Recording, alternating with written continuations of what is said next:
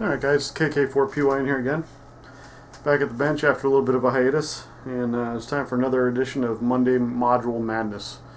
Today's a special edition for Cyber Monday, and we've got a giveaway at the end of the video. You stay watching. It's going to be run a little bit long.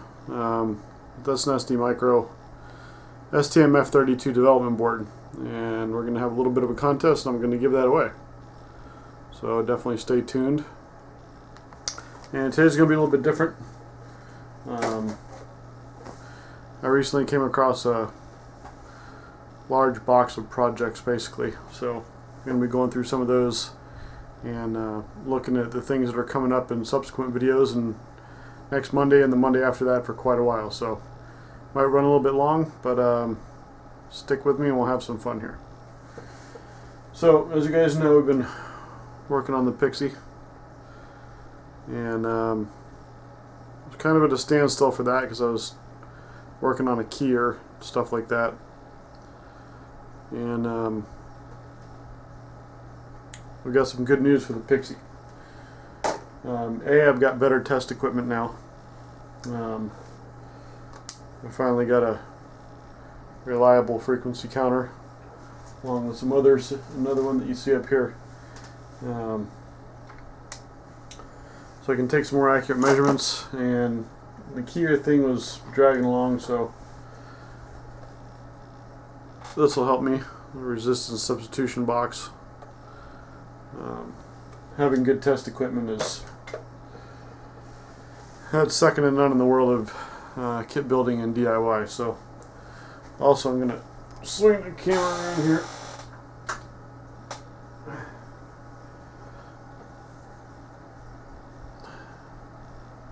This is going to be the biggest help. This is a Cushman CE15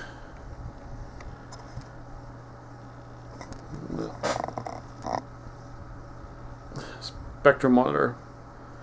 That'll allow me to look at the waveform of the output, so that I get a better idea of what's going on. So that'll be a great help, and along with the basics, like my BKLC meter here, which you just heard all the screws dropping. At any rate, well, I'm trying to get away from the whole handheld video thing, so it's a little bit easier to see. So yeah, we got some help for the Pixie.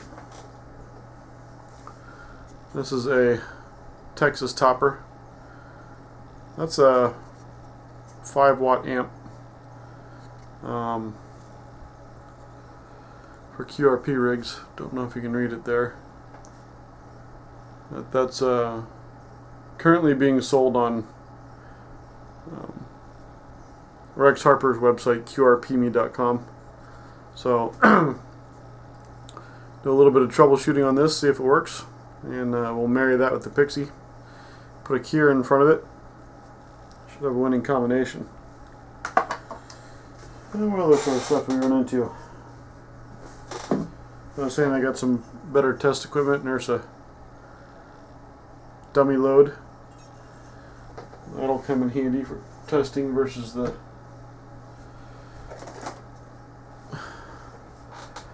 my homebrew dummy load, which, you know, this radio only puts out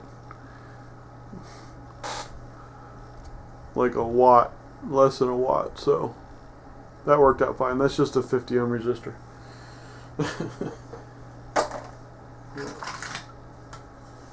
Got a pre-scaler for my frequency counter if we go up a little bit higher. Always kind of nice. Somewhere around here. Oh, here it is. 40-meter bandpass filter, low-pass filter. That'll make sure we're not putting out any garbage over the air. We don't want to put garbage out on the air. And, oh, don't forget this one. That is a component checker.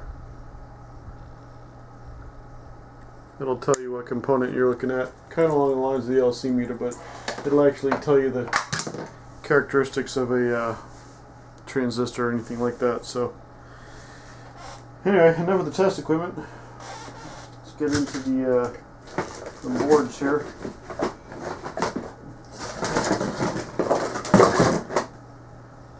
Like I said, this stuff was given to me by a local ham. This is a soft rock receiver, software defined radio receiver. This is the light plus USB Xtol. It's got a multi-band bandpass filter on it. But this one needs a little bit of work. Get it up and running. Like I said, each one of these we'll do a separate video on, so you can see what's going on with them, and maybe it's something you want to build one day. These are available. These aren't. This particular model is not available anymore, but the soft rock is available from 5-inc.com. I think you spell out dash. So those are good software-defined radios. No up converter needed. That goes right into, I think this is probably a 40 and 80. That makes life nice. And somewhere in here, is this down here? Yeah. That's the VHF converter for the soft rock, so that the soft rock can receive 2 meters. I guess that'd come in kind of handy. Never know when you need to receive 2 meters. This is a Stellaris Launch Pad with a touchscreen on it, and I booted this up and it's got a grlib demo on it. That works pretty good, so we'll be finding some good uses for this. Nice control display there. What else we got down in our box of tricks? This is a PIC EL 160. This is developed by the American QRP Club and a couple other people as a PIC development board and programmer. That's the PIC device in there. It's got BNC. This is the older version with serial control. As you can see, it's got a couple push buttons and blinky LED lights. Got a rotary controller. This is a DDS60 daughter board, and I don't know if you can see it on there, but missing a couple surface mount ICs that I'm going to have to put on there. That'll act as a function generator, signal generator. I think you can also use this. There's jumpers up here, so you can configure the BNC to be an input or an output. So you could use it as a SIGGEN or a frequency counter, or some other things. I think it'll do some basic CW functions. When I plug it in right now, the display is not really doing anything, but when I press that bottom button, it starts calling CQ. It's got a little buzzer built onto it. So that's again, if you want to look that up and play along at home, it's something sold by Kanga. It's called the PIC EL 160. So another fun kit, and it's also got outputs for key and stuff like that, so you can key a rig.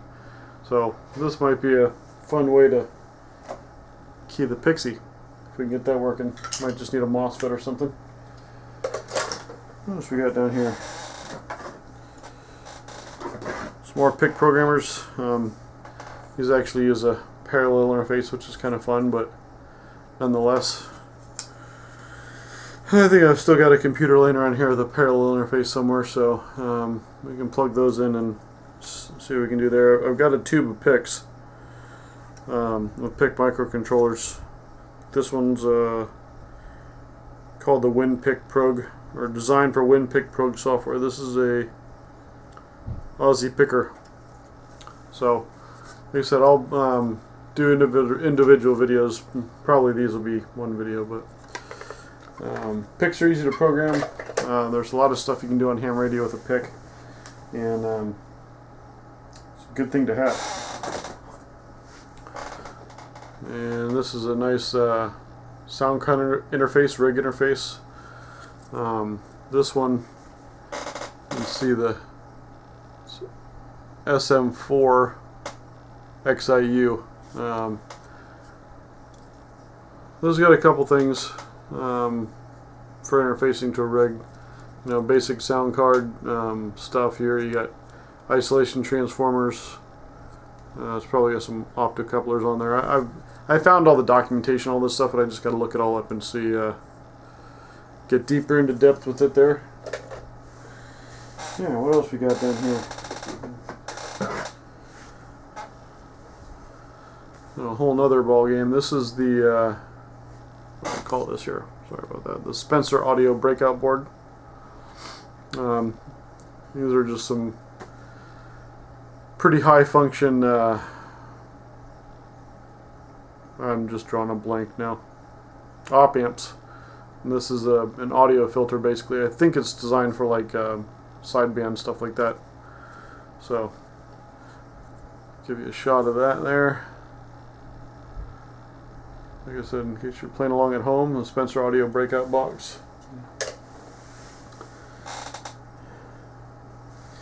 Gotta stick with me, guys. We're only about halfway through it here. So I'm bribing you with the giveaway, so you stick into it. This will be fun. This is a vacuum fluorescent display off of an old cash register or point of sale. It's made by NCR in Japan, and you can see it's got a lot of stuff going on back there. So apparently this can be driven with an Arduino, and it'll be interesting to get that up and running, see what sort of information we can put out on there. It'd be nice for, say, maybe a big frequency readout, or who knows, a couple different voltage displays, maybe voltage and amperage, watts, something like that. You never know. Never know what we can make. Here's another interesting project.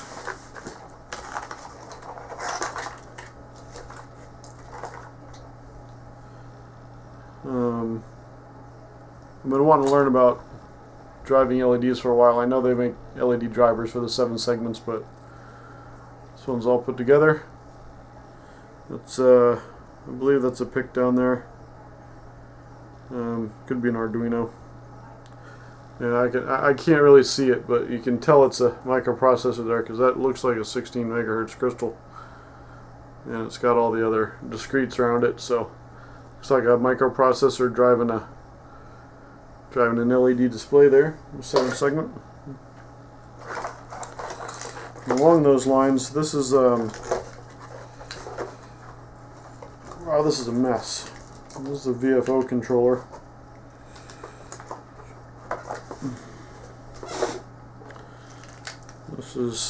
There's a bunch of parts to this. It's all kind of put together already.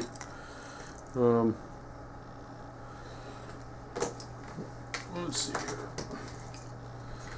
This is the WA6 UFQ. You can see that universal controller. It's a Vfo controller. I believe it's designed to work with a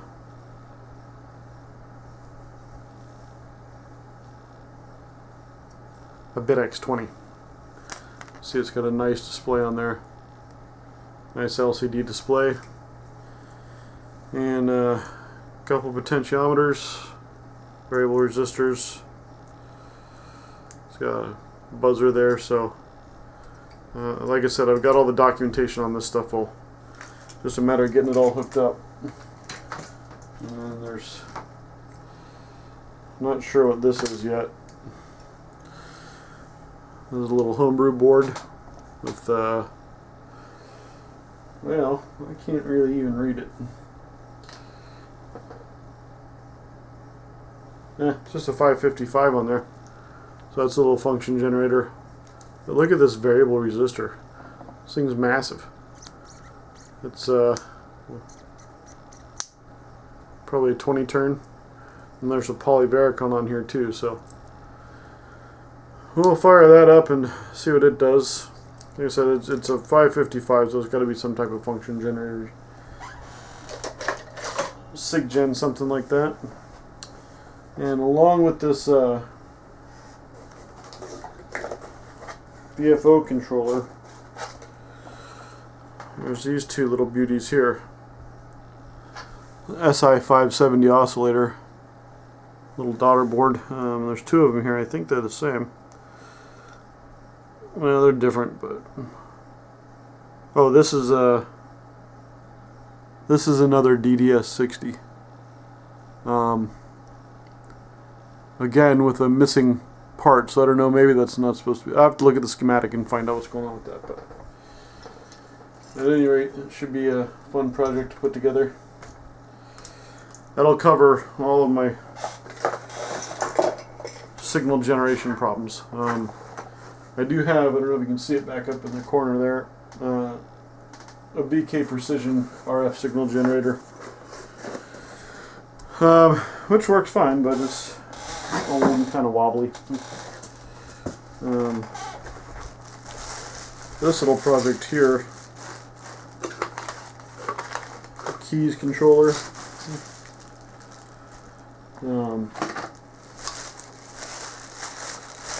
All sorts of fun stuff going on there. We got a nice chunky LCD display, and this is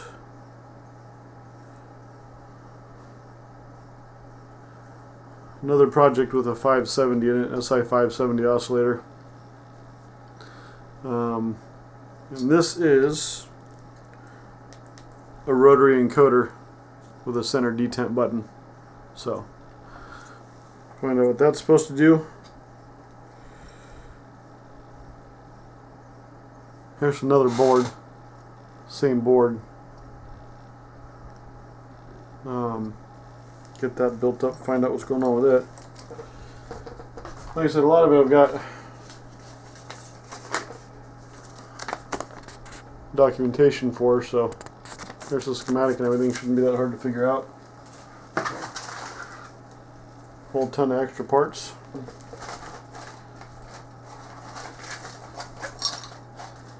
These projects will keep me busy for weeks and weeks and weeks. No shortage of material, that's for sure.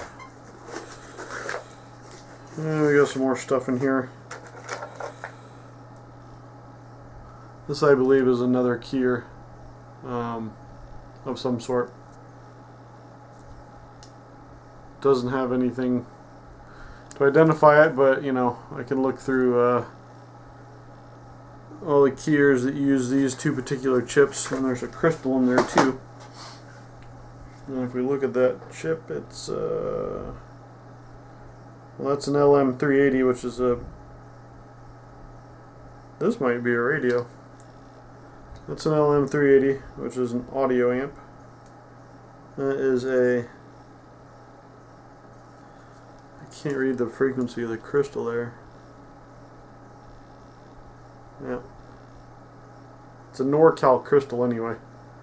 And then this is an SA612 on here. So, if you look at this circuit, we got pretty much almost everything you need for a radio. Crystal. Oh, hello. Crystal with, I don't know if you can see it wiggling there, cold solder joints. But yeah, so you got a crystal. The SA612 is a mixer, and the LM380 is an audio amp. That could be a little receiver. Be fun to get that up and running. You know, antenna jack, speaker, volume tuning. Looks like the makings of a receiver to me. We got some other interesting looking boards in here. This one's not built yet. This is a Huff Puff. No, I haven't looked that one up yet. By PI4RAZ. It's for the BitX. It says BitX on it, so that's obviously some type of controller for the BitX, or part of a BitX. First, looking at everything in reverse here. There we go.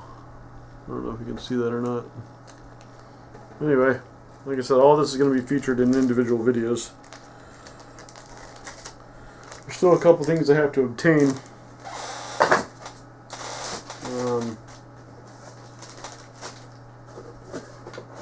which I'll do videos on those too.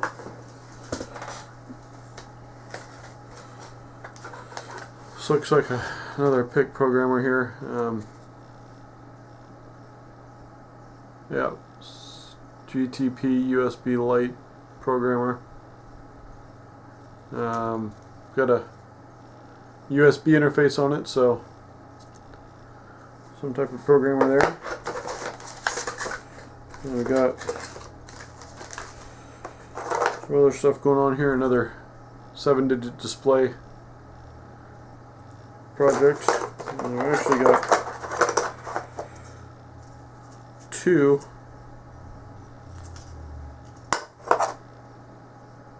undrilled, unpopulated boards for the same controller. So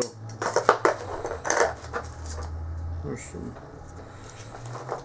some mystery ICs in here. Find out what these are about. Oh, I guess I'm liable. No, nice. Sorry about that. Alright, what do we got here?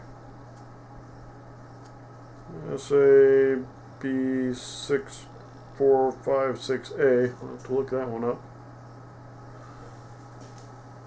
Those are Philips chips. And this is PIC 16F84. So there's some PICs. More PICs. Lots of PICs. PIC's apparently a pretty powerful microprocessor.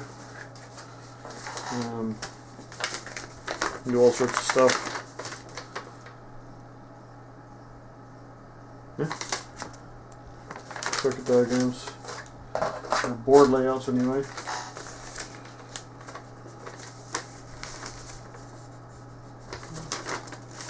It's a schematic for that one. Oh. There you go. Universal frequency counter. UHF VHF frequency meter. Excuse me. So that's probably what all that stuff is. We'll try and finish it. Like I said, some of the stuff has been built. It just needs to be finished. I found a couple things that were either missing a part or had a bad solder joint. And that happens.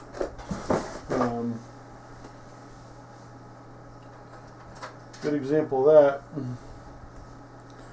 This is a KD1JV digital dial. Frequency counter for QRP rigs and stuff. I think it's good through 40 megahertz or something like that. And this is a kit you can buy off of, well, it's called Pacific Antenna now. See, it's got some surface mount stuff on there, and one of the legs on this device down here in the corner wasn't soldered down all the way. I fixed that, and boom, good to go. It works fantastically.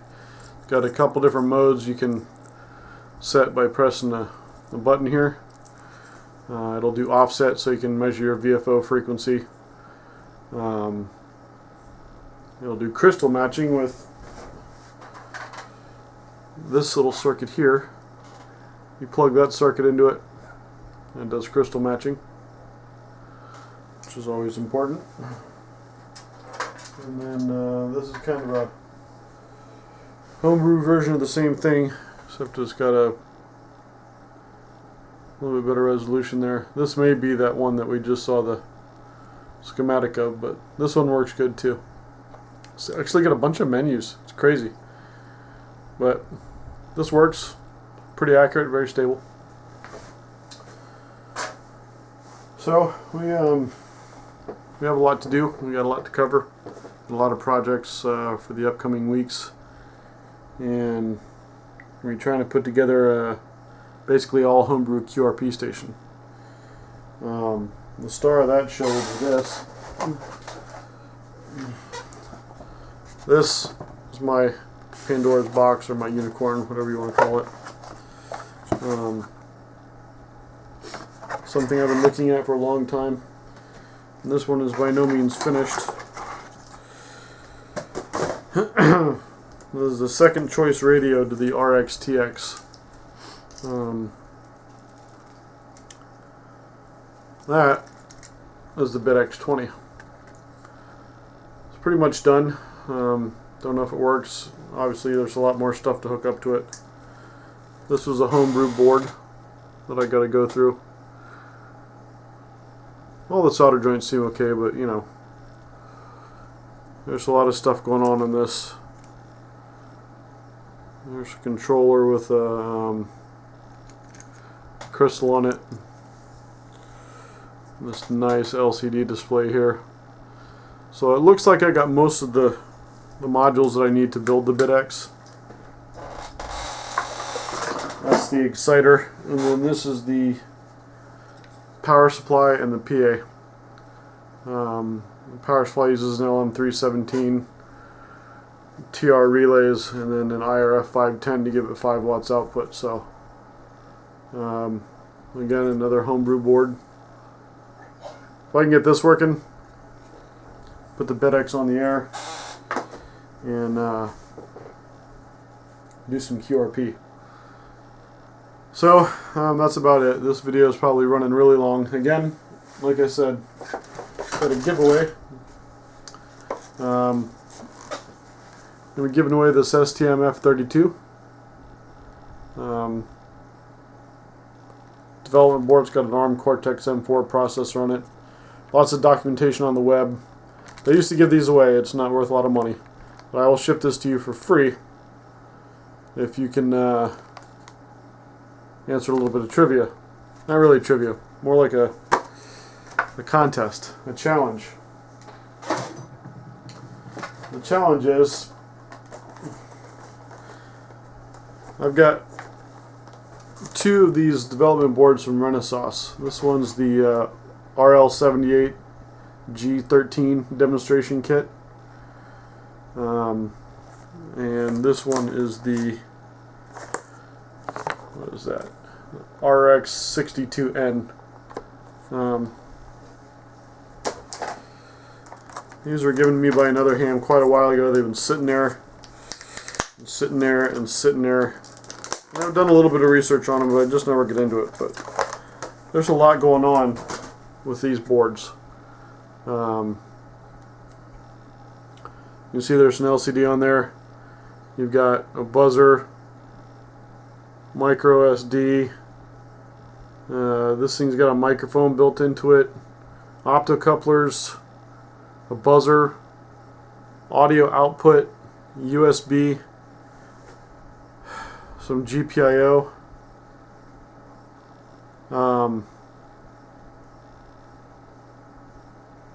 It's got a lot going on, and then it looks like these would be the headers for the main processor here. So this says max frequency 32 megahertz, 16 kb to 512 flash. Yeah, this got a lot going on. So here's the contest. Find me a project, ham radio related, that I can use this for. Do your research, you know, your favorite search engine, and tell me what I can use this board for. Because like I said, it's got a lot going on. Here's the exact information.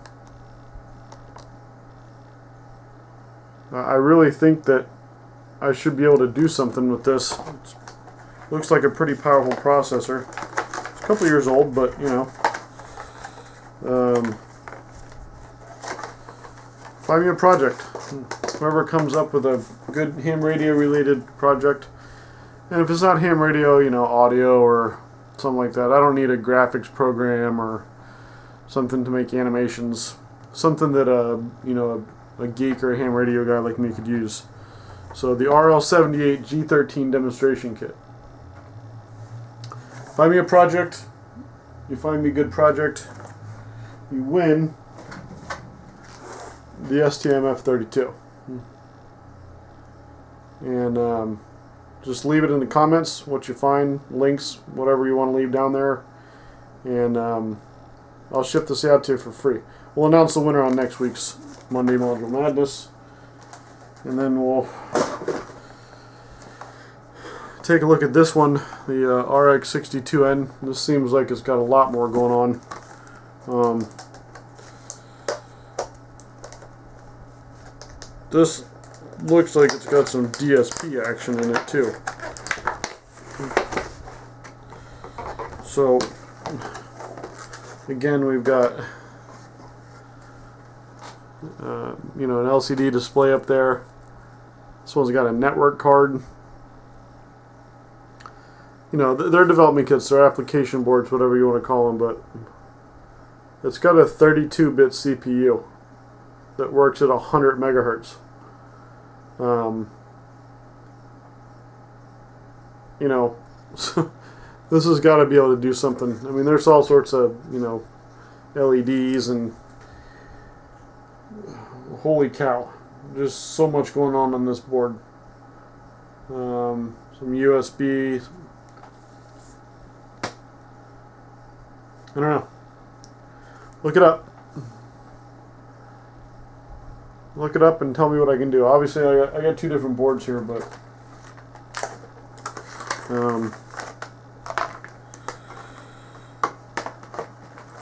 find me a project to build. I'll build it, document it. If it's a ham radio related project, I'll put it on the air, obviously, and make a couple videos of it and see what we can come up with. So there you go. That was our big Cyber Monday Extreme Edition. Monday Module Madness. Thanks for sticking with me through the entire thing. And please like and subscribe.